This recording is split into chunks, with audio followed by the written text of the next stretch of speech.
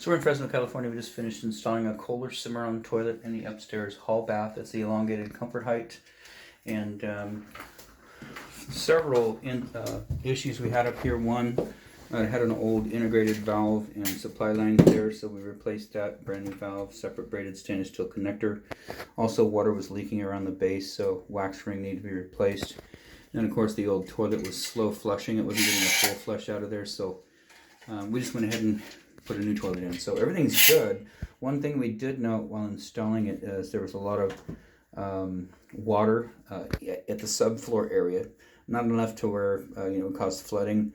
So the flange that's mounted on the floor, the hole was overcut. We know because we do these all the time.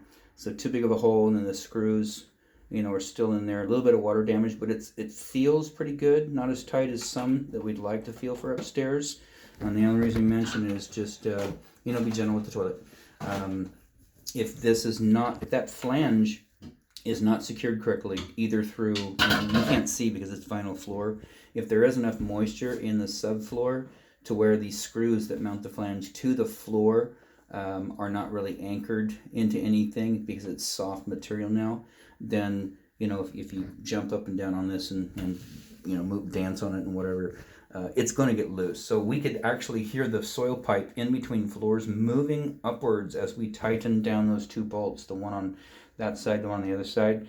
We could hear the plastic straining moving upwards. So we're going to caulk it in. So we're going to let the renter here know that keep an eye on this for any moisture. The problem you get with these installations is when you begin to pull that waste up out of the floor, if the flange moves upward towards the toilet bowl, it squishes out all the wax, and then there's no wax to seal anything. So just between the renter and us, let's get this, make sure it's very monitored. Any trouble whatsoever, what we'll have to do, pull the toilet, still brand new, so we'll just set it in the hall. Water doesn't have to be worked on again, but we'll have to take this floor up, cut a section of the floor out, back to some framing members, put a new flange in, or just get some new framing in there that's nice and tight, so that it can get properly anchored to the floor.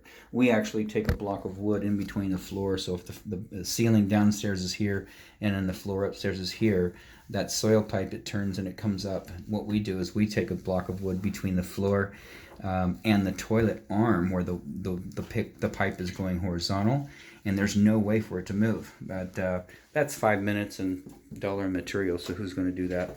Anyways, everything here looks good. Outside of that, this installation is done.